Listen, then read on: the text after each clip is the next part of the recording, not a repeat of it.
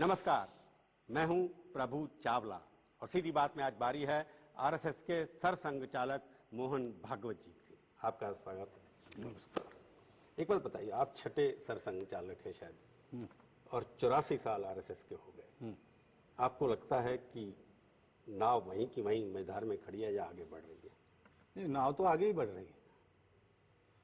उसकी गति कम ज्यादा होती है लेकिन नाव रुकती कभी नहीं। तो रुकी हुई है, दलदल में फंसी दिखाई दे रही है? नहीं, बिल्कुल नहीं। क्योंकि शाखाओं की संख्या जिस तरह से बढ़नी चाहिए नहीं बढ़ी। शाखाओं की संख्या बढ़ रही है, शाखाओं की संख्या, स्वयंसेवकों की संख्या, सारी बातें बढ़ रही है। समाज का सहयोग भी बढ़ रहा है। पहले सरसंघचालक जी ने कहा कि भारतीयता और हिंदुत्व दोनों एक चीज है। तो कि ज्योग्राफिकल मीनिंग आपने भारतीयता का है ना, हिंदुत्व तो ज्योग्राफिकल मीनिंग नहीं है। हिंदू कहीं भी हो सकता है, अमेरिका में भी हो सकता है, ऑस्ट्रेलिया में भी हो सकता है, पर भारतीय तो भारत में ही होगा। तो आपने संकुचित किया हिंदुत्व का परिभाषा को, इसके पीछे क्या फिलॉसफी है? भारतीयता आपको लगा आ गया कि मैंने क्या कहा वो सुन लीजिए जी। मैंने ये कहा कि लोग कहते हैं कि हिंदू क्यों, आप भारतीय क्यों नहीं कहते? तो हमारा कहना है कि भारतीयता और हिंदुत्व ये समानार्थी शब्द है। वैश्विकता और हिंदुत्व ये समानार्थी शब्द है, लेकिन इसका कंटेंट व्यक्त करने वाला जो शब्द है वो हिंदू है, क्योंकि भारत एक जियोग्राफिकल कॉन्स्टिट्यूशन लेकर आता है।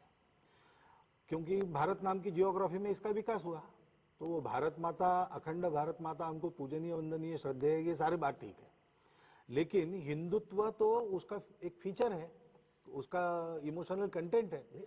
वो कंटेंट जब तक भूमि के साथ जुड़ता नहीं तब तक वो डिफाइन नहीं होता। नहीं तो भारत तो केवल जियोग्राफिकल भारत तो अलग अलग बदलता रहा है। अभी भी आपको लगता है कि अखंड भारत का सपना आपका वो आपने छोड़ा नहीं है? नहीं, तो आप पाकिस्तान को रियलिटी नहीं मानते? नहीं, वो एक ट्रांजिटरी बात है, बदल जाएगी। बदलेगी? मतलब हिंदू जो भारत पहले का था वो भारत दोबारा से बनेगा, दूसरा इलाज नहीं। ये टू नेशन थ्योरी आप बिल्कुल ये तो बिल्कुल नहीं मानते।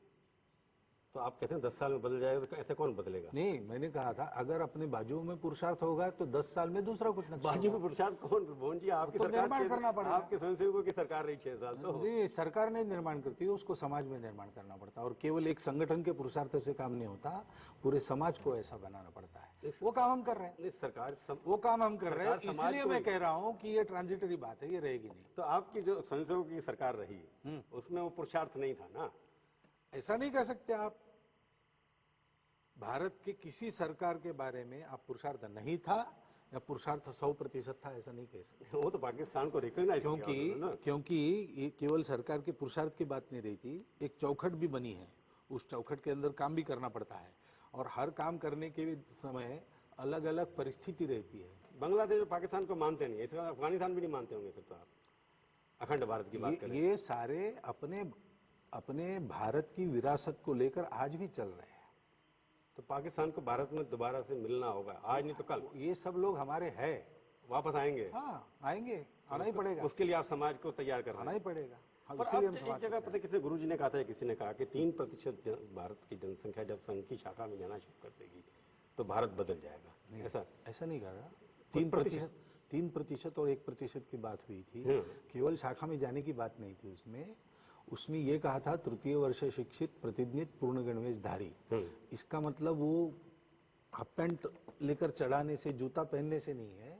विशिष्ट गुण वाले, समाज को नेतृत्व देने वाले 3% और 1%। 1% देहातों में, 3% शहरों में। ऐसे हो जाए तब समाज का वातावरण बदल जाएगा। वो नहीं हुआ अभी तक। वो अभी नहीं हुआ है। परंतु जो परसेप्शन है, जो लगता है कि संघ के लोग खाली एक ही राजनीति विचारधारा के लोगों को एक्सेप्टेबल हैं, बाकियों को नहीं। ये अभी लगता है कि अगर मोहन जी भागवत दिल्ली में आते हैं तो केवल बीजेपी के लोग ही वहां पर अपनी गाड़ी में बैठ करके आते हैं, कांग्रेस के तो कोई नहीं आता। नहीं, मैं तो किसी को बुलाता नहीं हूँ ना। नहीं, वो आते हैं, जिसको आना हुआ था तो उसको क्या करेंगे, यानी क्या करना। आप भी मिलने जाते हैं, सिर्फ उन्हीं के लोगों को मिलने जाते हैं? नहीं, हम मिलते हैं। हम अन्य लोगों को भी मिलते हैं। मैं अगर ये सवाल ऐसा है कि मैं अन्य किसी को मिलूं तो वो न्यूज नहीं बनती। ये बनेगी। आज सचिन पायलट मनमोहन सिंह जी को मिलेंगे तो न्यूज बनेगी। सचिन पायलट साहब से आज हमारी नमस्ते हुई स्टेशन पर, ये न्यूज नहीं बनेगी। हम उनको मिले हैं, हमने उनको बुलाकर उनसे भेंट की है। अब ये कभी न्यूज में आया नहीं। एक्सीडेंट आपको शायद, आपको भी पहली बार ये पता चला। एक्सीडेंटल आपको बहुत लोग मिलते होंगे। अडवाणी जी के घर जो हमारे स्वयंसेवक है, उनके बुलाने पर मैं भोजन के लिए जाता हूँ, तो सब पेपरों में छपता। अभी इसको मैं क्या करूं, इसको मैं कुछ नहीं, मैं आपकी बात सहमत हूँ। मैं हाँ। ये कह रहा हूँ कि पर आप जब मनमोहन जी के यहाँ या सोनिया जी के यहाँ या मुलायम सिंह जाते हैं ना, हमारे अभियानों में इन सबसे मिलते हैं बाबा। हमारे बबुरा विद्या राष्ट्रीय जागरण अभियान में गए थे, मनमोहन सिंह जी से मिले भी थे, उनको सारा साहित्य वगैरह दिया भी था। हम जाते हैं, सर्वत्र जाते, हमको सब लोग अपने हैं, हमारे लिए कोई पर्याय नहीं। आपको लगता नहीं कि आपके लिए हैं, पर वो लोग आपको क्यों नहीं तो करते? ठीक है, बदलेंगे ना भाई, हमारे तरफ से 50% तो है। तो हम उम्मीद करते हैं। पर आपने जैसे अडवाणी का स्वयंसेवक की बात की आपने, हाँ। आपने स्वयंसेवक तैयार किए। हाँ। अडवाणी जी किए, अटल जी किए, पहले उससे पहले दीनदयाल उपाध्याय लोग थे। हाँ। तो इतने सारे अच्छे स्वयंसेवक जो आपके कहे जाते थे, जब उनको राजनीति में गया तो ये जो 370 आप बात कर रहे हैं, जो यूनिफॉर्म सिविल कोड की बात कर रहे हैं या राम मंदिर की बात कर रहे हैं, वो सब भूल जाते हैं स्वयंसेवक। उनके क्या ट्रेनिंग में कोई गड़बड़ हो गई क्या? नहीं, भूलते वगैरह नहीं है। जो मैंने बात कही आपको कि शिवाजी महाराज को भी औरंगजेब के सामने एक बार जाना पड़ा था। तो राजनीति की कंपल्शन है ना। स्ट्रेटेजीज रहती है उनकी अपनी अपनी, वो जानते हैं। हम ये जानते हैं कि वो इसको भूलेंगे नहीं। तो आप चाहे जितना कहें कि हमारा बीजेपी से कोई रिश्ता नहीं है, रिश्ता तो है। स्वयंसेवक से रिश्ता है, स्वयं सेवक जो आपकी तरफ से जाता है उसको आपने इसलिए उसको भेजा, बराबर हमारा स्वयंसेवक। नहीं उसको वो आपके रिपोर्ट भी देते होंगे। अगर 25 या 35 लोग आपके बीजेपी के अंदर हैं, 35 से करीब संख्या है उनकी, वो आपको रिपोर्ट करते हैं आकर के, क्योंकि आपके प्रति निष्ठा है, आपकी तरफ से योजना से गए हैं वो लोग। ये कंपलसरी नहीं है कि उनको हमको रिपोर्ट करनी है। ये तो पक्का है कि जो जिस संगठन में जाता है, योजना से जाए या खुद होकर जाए, वहां के अनुशासन में रहे।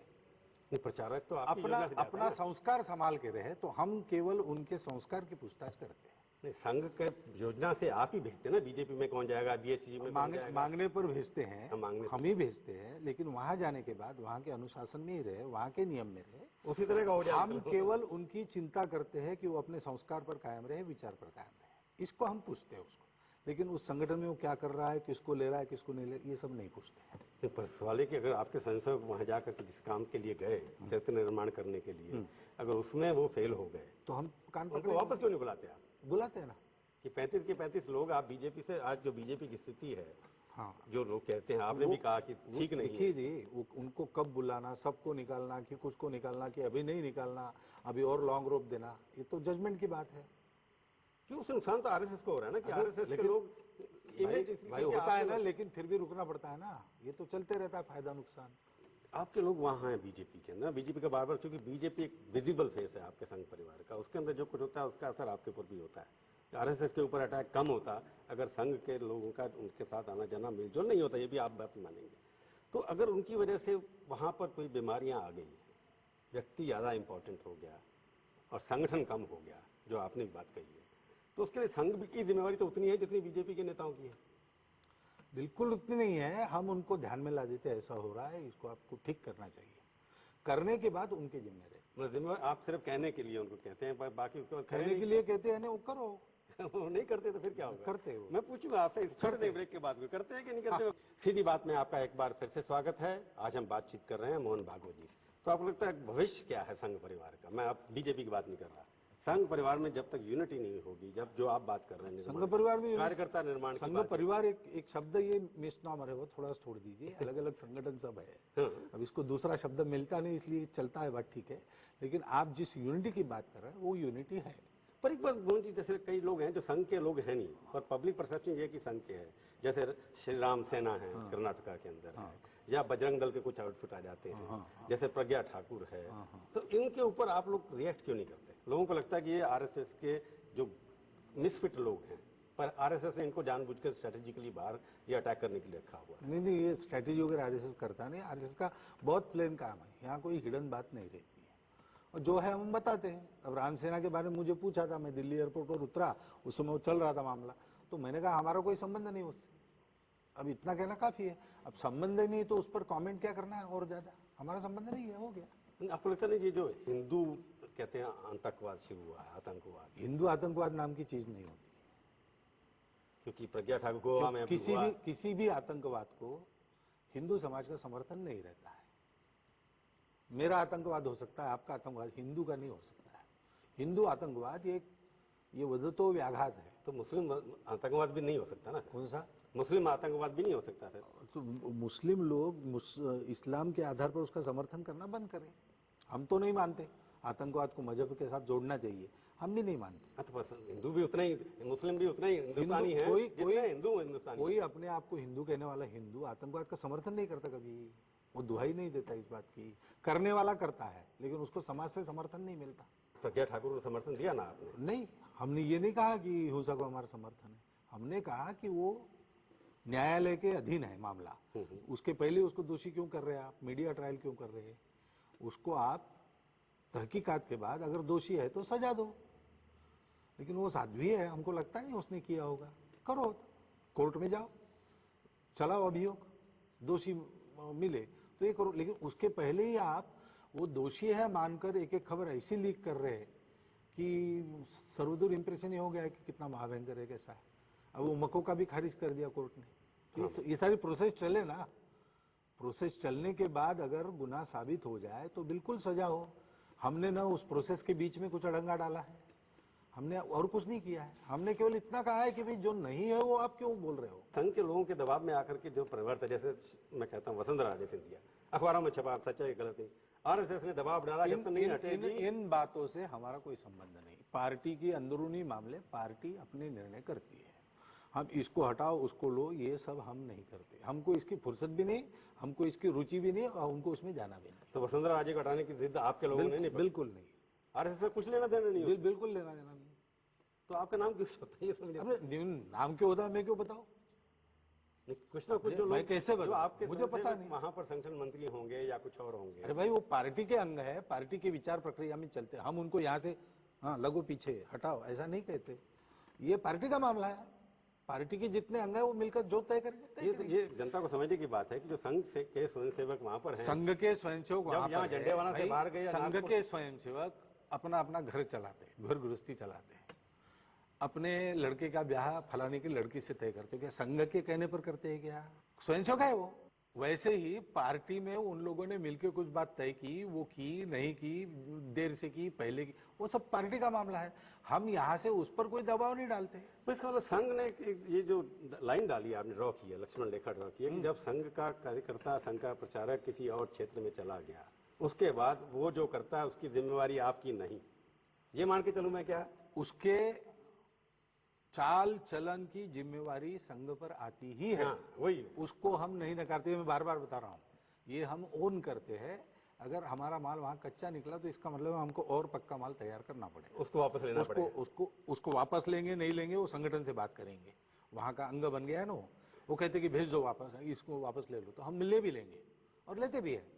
ऐसा नहीं है कि नहीं लेते, लेते भी है, लेकिन वो उनसे विचार विनिमय करके। लेकिन हमारा जाने वाला स्वयंसेवक और पक्का हो और वो वहां गड़बड़ कर रहा है, उसकी गड़बड़ दुरुस्त हो, इसका ओनस हम पर आता है, हम उसको ओन करते, हम इसको कभी नकारते नहीं। तो संघ के अधिकारियों के प्रति कभी भी इस तरह के कभी प्रयोग नहीं हुआ कि करप्ट हैं या दुष्ट हैं, पर जब जैसे ही बीजेपी में जाते हैं तो संघ के वही कार्यकर्ता जो हैं वो इंटरफेयर करने लग जाते हैं। कुछ ऐसी इमेज बनती है, उससे संघ की इमेज खराब होती है ना। वो इंटरफेयर करते हैं, इंटरफेयर करते हैं, मतलब गलत, जिसको जैसे आपने कहा हमारा वसुंधरा से लेना देना नहीं है, पर वहाँ के अखबार वाले कहते हैं कि संघ के जो नॉमिनी हैं, संगठन मंत्री हैं, प्रचारक हैं, वो सब कहते हैं नहीं हटाना। लेकिन जो सत्य है ना वो आज ना कल बाहर आ जाएगा। हमारा इतना तो है कि हमारा कोई संबंध नहीं है। पेपर में अगर छप रहा हो तो 2-4 दिन स्टोरी लगेगी, 4 लोग पूछेंगे, हम उनको बताएंगे, धीरे धीरे सारी बात साफ हो जाएगी। अब ये तो हैजार्ड है, आप लोग हमारे बारे में जो छापेंगे वो कुछ दिन तो चलेगा। जो हम है वो हम है, हम नाटक नहीं करेंगे कभी भी। तो हम बता रहे हैं, उन बातों से हमारा संबंध नहीं। चलिए आप क्या हैं, मतलब ये भी एक अपने आप में, क्योंकि समय आ गया है जिसमें मोहन भागवत जी क्या है, यानी कि संघ क्या है, क्योंकि आप व्यक्ति पे विश्वास नहीं करते, आप तो संगठन के विश्वास करते हैं। मोहन भागवत जी क्या है ये तो अभी समय आने पर पता लगेगा, बिल्कुल, क्योंकि आपने कितना परिवर्तन, क्योंकि आपका एजेंडा है अपना, पहली बार किसी सरसंघचालक ने एजेंडा इतना फ्रेंकली डिफाइन किया है। उसके अंदर भी आप कहीं ना कहीं थोड़ा कट के चल रहे हैं, तो वो दूसरी बात है। तो एक छोटा सा ब्रेक लेता हूं, उसके बाद मैं सवाल पूछूंगा और 5 तीखे सवाल पूछूंगा। अब हम मोहन भागवत जी से पूछेंगे 5 तीखे सवाल। कभी ये भी पॉसिबल है कि संघ के अंदर अल्पसंख्यक के लोग कभी ऊंचे पदों पर आ सकते हैं, क्षेत्रीय प्रचारक, प्रांत प्रचारक? संघ में एक प्रोसेस होता है, तो काम करते करते करते लोग ऊपर आते हैं। अपने हिंदू राष्ट्रीयता की पहचान लेकर काम करने वाले कार्यकर्ता जैसे जैसे बनेंगे, वैसे भविष्य में हो सकता है। अल्पसंख्यक का कोई भी व्यक्ति आ सकता है। उसमें कोई रोक नहीं है संगम।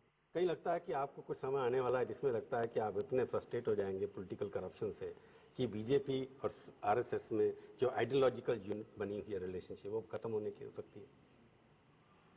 अब ये ऐसा निगेटिव क्यों सोचना? उसके मैं पहले सीधी बात 5 टी के सवाल है ना मेरे मैं तो। सीधी बात कह रहा हूँ ना, उसके पहले जमाने में परिवर्तन आके ये करप्शन का माजरा ही पूरा व्यक्तिनिष्ठ जो बनती जा रही है खत्म हो पार्टी, जाएगा, वो भी सब समाप्त होके वो सामूहिकता वाली और एक पार्टी विद डिफरेंसेस जो वैचारिक संबंध खड़ी हो जाएगी। हाँ। ऐसा हम सोचते तो इनके वैचारिक संबंध जो आपके हैं वो टूटेंगे नहीं, ऐसा लगता है? नहीं, क्यों टूटेंगे। टूटेंगे? उसी स्थान पर मंदिर और मस्जिद दोनों बन सकते हैं, आपको लगता है संभव है? हैं। इससे अखंडता एकता नहीं होगी। नहीं, मैं ये पूछ आप अपने सामान्य समाज का स्वभाव समझ कर चलिए। बहुत प्रेम से वहां राम मंदिर बनता है तो हिंदू मुसलमानों के झगड़े समाप्त हो जाएंगे। बाकी बातों का भी आधार लेकर हिंदू के मन में, मुसलमान के मन में एक दूसरे के प्रति कटुता उत्पन्न करने के प्रयास उसके आगे सफल नहीं होंगे। मैंने सवाल पूछा है, मंदिर और मस्जिद एक ही स्थान नहीं, पे, मैं बाकी बता रहा हूँ वहां मंदिर ही बने। मस्जिद नहीं, कहीं और बनाए। हाँ, मुझे और बना दूर उसके मस्जिद बनाने के लिए हिंदू भी तैयार है। अच्छा, दूसरा एक पॉलिटिकल सवाल है कि आपके स्वयंसेवक राजनीति में बहुत हैं और अच्छे स्वयंसेवक रहे, सफल रहे। लाल कृष्ण आडवाणी के ऊपर के सबसे सीनियर स्वयंसेवक वही है इस वक्त, बहुत लोगों से सबसे। आपको लगता नहीं है कि वो एक अच्छे स्वयंसेवक हैं परंतु असफल नेता हैं इस वक्त?